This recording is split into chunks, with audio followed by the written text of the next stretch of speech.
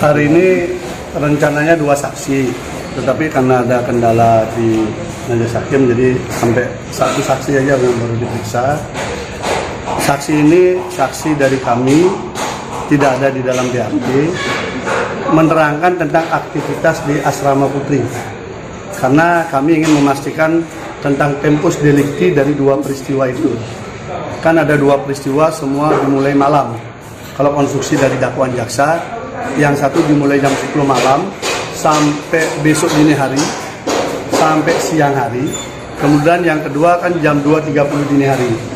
Jadi bagaimana mekanisme di Asrama Putri untuk orang keluar dan sebagainya. Dari penjelasan itu terungkap tidak mungkin ada orang keluar jam segitu untuk yang tinggal di Asrama Putri. Sehingga semakin menguatkan bahwa tempus delikti yang diajukan JPU memang tidak sinkron dengan peristiwa senyatanya. Karena kan mereka yang tahu, karena memang syarat untuk keluar apa sebenarnya dia tahu.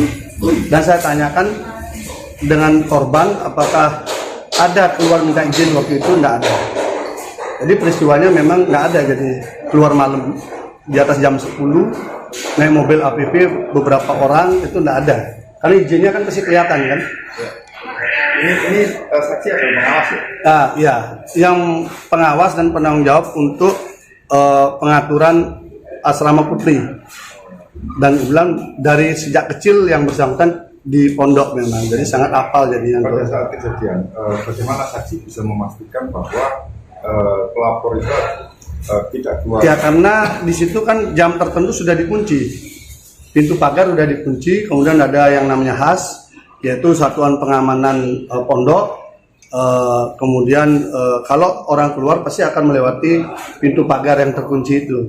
Lalu kalau nanti orang mau keluar pasti dia ditelepon atau dia dihubungi, baru dicek benar nggak dapat izin dan sebagainya.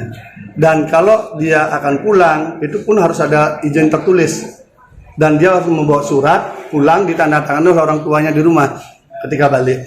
Jadi ada mekanisme di internal Asrama Putri yang cukup ketat untuk orang bisa keluar. Dan kalau dia sekolah, kuliah misalnya ada kuliah IMQ dia malam, itu memang boleh.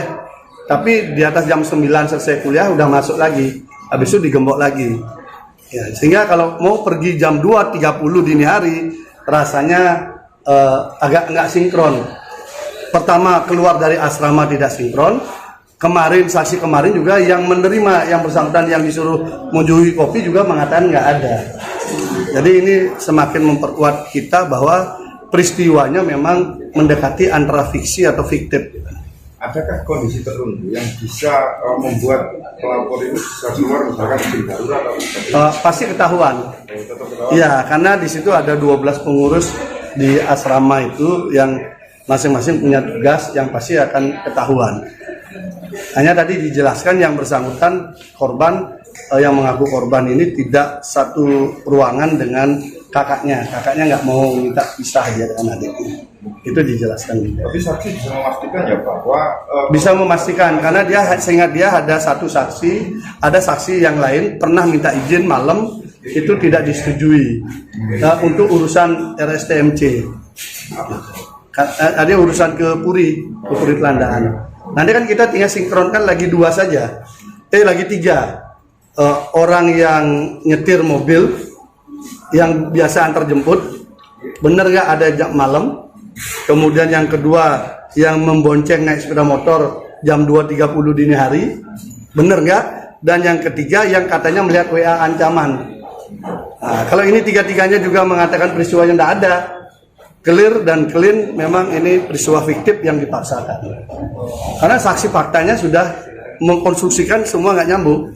Jadi cerita itu hanya tunggal dari cerita saksi yang mengaku korban, tidak didukung oleh saksi-saksi yang lain. Terkait pengawas ini sendiri, apakah ada pengawas yang lain yang bisa memastikan bahwa ini dia tidak diganti, tapi dia bisa mengawasi semua? Karena dengan pola sistem pintu gapura ditutup, maka tidak akan bisa orang keluar. Nah, kita udah pastikan ada 3 bangunan 2 lantai, dan untuk orang keluar itu sudah jelas pintunya sudah ada yang jaga. Bahkan laki-laki yang bertamu pun dia harus ada di situ, baru orangnya dipanggil turun di tempat itu. Jadi sistem pengamanan untuk santriwatinya sudah bagus. Artinya semua santri itu kalau misalkan mau keluar, saksi ini pasti tahu ya? Iya, karena dia tugasnya dan tinggal di situ. Ditugaskan khusus dari santri yang kecil, santriwati kecil sampai yang IMQ semua dalam kawasan yang bersangkutan. Jadi itu.